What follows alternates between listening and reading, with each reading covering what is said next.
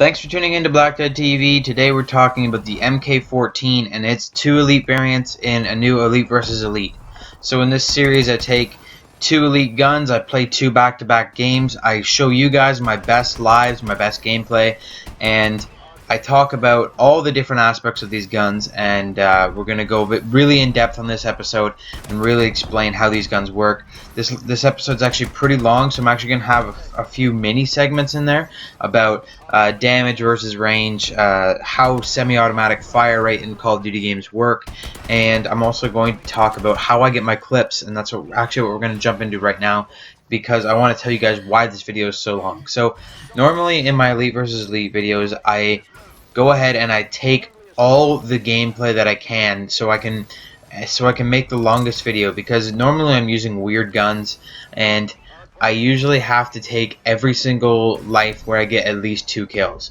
So when I started using the MK14, I did this and I ended up with a 60-minute video, but with these little mini segments I think we should be able to fill it out perfectly fine and definitely be on our way. So with the MK14, I was actually going to come on here right away and tell you guys that I don't like the MK14, and it's true, I don't like it, and I was going to tell you that you're not going to see good gameplay, but this is actually probably the best gameplay you've seen yet from Elite versus Elite. With the Eagle Eye, I went ahead and very first life, what you're watching now, I got a Reckless or a Ruthless or whatever the hell the 15 kill streak is. I got that right away, and then later on in the same game I got Ruthless. That's what it is. And later on in the same game I got another Merciless. And then with the Eclipse I started off pretty bad. I was actually going to stop playing the Eclipse game and just go and get a different gameplay, but after playing it for a little bit I started doing really good, and then I got the Ruthless, which is the 20 kill streak, and then I was like, nah, I probably should keep this on here. So you're gonna see lots of long clips of gameplay in this video. You're gonna see lots of really good gameplay. This is probably the best Elite versus Elite gameplay you're gonna see, which is really weird because it's coming from the MK14. So let's go ahead and start talking about these 2 weapons. The Eagle Eye you're seeing on Defender, and the Eclipse you're going to see on Solar. So right now on screen you'll be seeing the stat chart for the Eagle Eye. The Eagle Eye has +1 accuracy, it's got +2 range, -1 magazine size, you can't put certain attachments on it, and it's got a quick draw grip pre-installed. So this is actually the first Elite versus Elite where we actually have a variant that has a pre-installed attachment, so we're going to be talking about that later on in the video. Other than that, this isn't a really special kind of weapon. It doesn't have like an amazing bonus to it. It doesn't have a really bad downside, but it's nothing special really. I don't know why it's really elite. The +2 range is okay, but it doesn't really affect the gun a lot, so it's not a very special variant. Now on screen you'll be seeing the Eclipse stats. The Eclipse I like better than the Eagle Eye, and we're going to talk about that later in the episode. But let's go ahead and just talk about the stats in general. It's got +2 accuracy, +1 damage, -1 fire rate, and -2 handling. So let's talk about the Eclipse, because I want to get some stuff out about the Eclipse right now, and that would be that you're not really getting a downside at all to this weapon. The -2 handling is only your hip fire spread, and if you're hip firing the MK14, then you're an idiot, because this thing is a semi-automatic weapon. It's got a really wide hip fire cone. You do not want to hip fire this weapon ever. You never should be hip firing this weapon. If you are, then you're doing it wrong. Stop doing that, and this won't be a penalty to you, because you will never have to hip fire. So don't worry about this penalty. For the fire rate, that's not really a penalty either, because basically how the fire rate works, this is one of my little mini segments. For the fire rate of a semi-automatic weapon in this game, all the fire rate affects is how fast you're going to oversample the gun. So oversampling a semi-automatic weapon in Call of Duty Advanced Warfare means you pull the trigger too fast for the weapon to register, and it'll jam the gun a little. Like, you'll be shooting, and if you're pulling the trigger too fast, it'll stop shooting, and then it'll even delay the next shot even more. So you don't want to, if you have a really good trigger finger, you don't want to be slamming the trigger as fast as you can go, because you might oversample a weapon, and then it will actually fire slower than if you were just pulling the trigger at the speed it's meant to be pulled. Now, with the MK14, the oversample is so high that you are probably not ever going to reach it. Even with the -1 fire rate, you're never ever going to reach, unless you have like God's trigger finger, you're not going to reach the oversample rate. So this -1 fire rate, zero penalty at all. You can still fire this weapon as fast as you can go, and it will fire just as fast as Eagle Eye. There's no penalty to the fire rate really at all, unless you have the craziest trigger finger in the whole world, in which case you probably have no accuracy with this gun, because there's no way you could hold the accuracy right and pull the trigger that fast. It's not possible. So don't worry about the penalties for this weapon. This weapon is 100% good, and there's only benefits to this weapon. This weapon has +1 damage, which makes it feel right, whereas the Eagle Eye, it's got +2 range. So let's talk about the damage versus range and how they actually work out. Before I start comparing the two weapons, I want you guys to know this, because to the average Call of Duty player, they don't actually know how damage and range works. Whereas if you're really weapon savvy in the game like me, you might already know this. Just stick around; the weapon review is coming soon.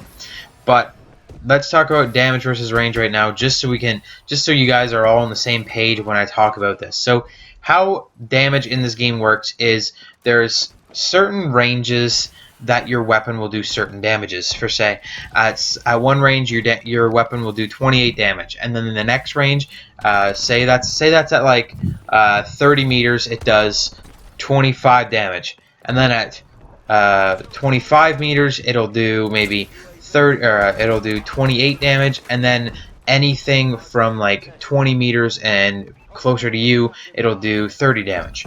So that's how your damage kind of works, is that your damage is how much damage your weapon does at a certain point.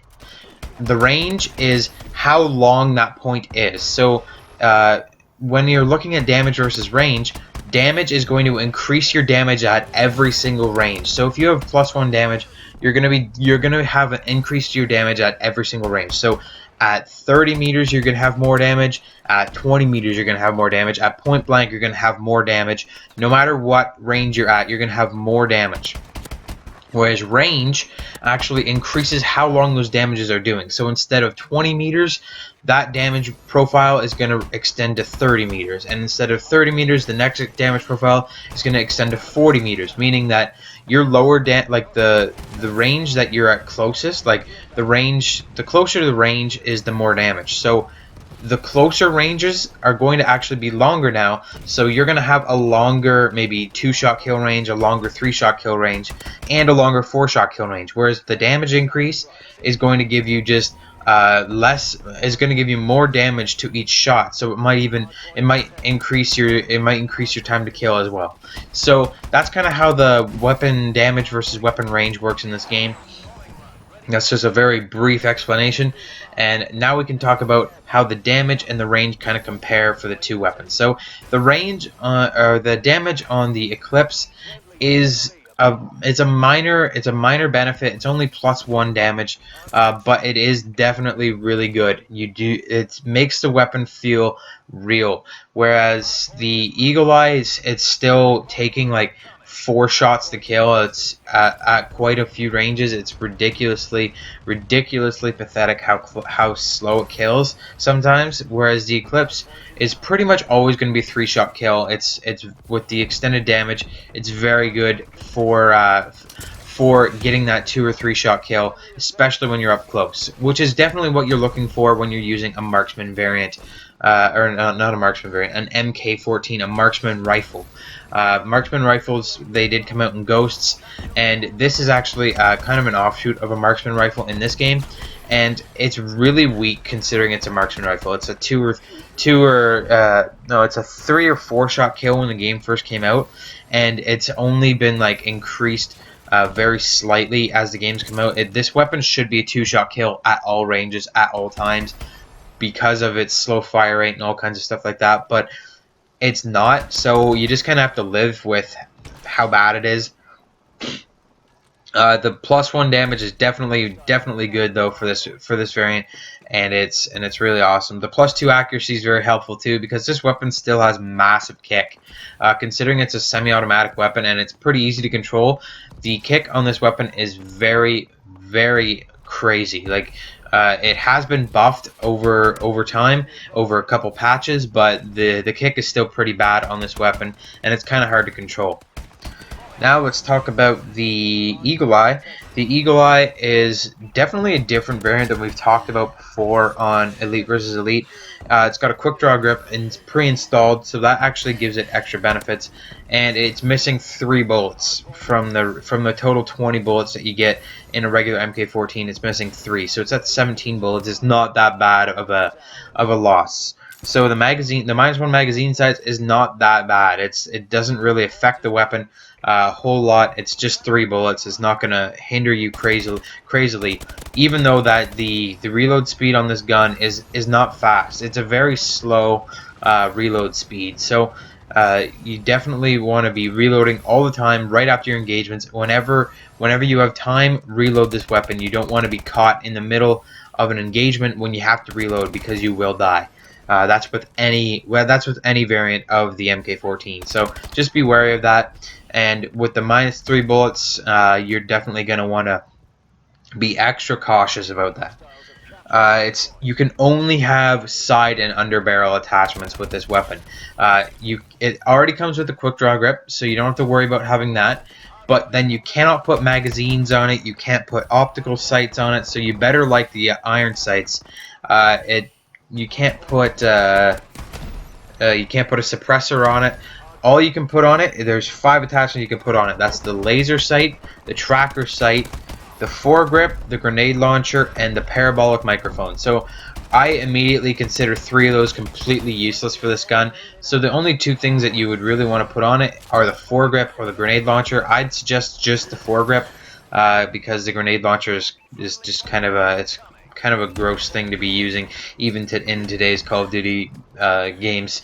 A lot of people still use them, but I can't stand using grenade launchers, so that's just my opinion. You can use a grenade launcher if you want. I definitely don't recommend the grenade launcher though. Let's go ahead and talk about some of the stats now. Those are the only attachments you can use, so that's a major downside to this weapon. You can't put extended mags, you can't put a suppressor, you can't put optics if you don't like the iron sights. So it's definitely not a very great weapon if you need a whole bunch of attachments on your guns to make them work. It's a very single kind of weapon. Like, you need to know how to use the weapon to use this variant. You can't have any certain things affecting the weapon. So you definitely need to learn how to use the MK14 before you can start using this variant. It's not bad, it's not terrible, but it is a bit of a hindrance that you have to use the gun solely by itself. The +2 range, like I said, is a very nice bonus. It's not as good as the +1 damage, I don't think. It is giving you an increased range, so your 2-shot, 3-shot kill range are going to be better. So they're definitely. It's definitely a good bonus, but it's just not as good as the damage. It doesn't feel like it's killing as fast as the Eclipse. I don't know about that for sure, but it just doesn't feel like it's killing as fast as the Eclipse, and I find the Eclipse just has that better time to kill. The plus accuracy is always a good thing. It's just +1 accuracy, where the Eclipse has the 1-up. It's got +2 accuracy, so it's not bad. It is an increased accuracy, which is always helpful. And when you stack the foregrip on there, you're going to have like +3 accuracy, which is very good. So definitely the accuracy is a good bonus. So other than that, let's talk about how these 2 weapons compare. So the Eagle Eye, it's very restricted. You cannot use any attachments on it except the 5 that I mentioned before. I recommend the foregrip attachment for it. It's not that special though. You can't really use the weapon. you can't really use the weapon in any situation. It's one way only. The Eclipse has full attachment opportunity. You can put any attachment that's available on this gun. So it's definitely really good. The additional damage is awesome. And it's also got the nicer camo. The Eclipse has a nice golden camo with a nice golden pattern on it, whereas the Eagle Eye is kind of just like dark and it doesn't have anything special. The Eclipse has a golden iron sights, which you think the Eagle Eye would have because it's iron sights only, but whatever, it's just what you have to deal with. The edge goes to the Eclipse for the camo for sure, and also the entire weapon edge goes to the Eclipse because the Eclipse, it's got that better damage profile. It just feels like its time to kill is a lot faster. It's got a nicer camo, and it's got better accuracy bonuses than the Eagle Eye, so it's definitely a really awesome weapon. I definitely suggest you check out the Eclipse. The Eagle Eye isn't bad either. Although I don't really like either of them. They're MK14s, and that's just not my thing. But they're both pretty decent weapons. I did really amazing with both of them, which is surprising. But the Eclipse wins it for today. If you haven't used this weapon, make sure you check it out. Thanks a lot for watching, guys. Make sure you check out some of the older Elite versus Elite videos. They'll be down in the description. Leave a comment what Elite versus Elite you want to see in the future. And thanks a lot for watching, guys. I'll see you all on my next video.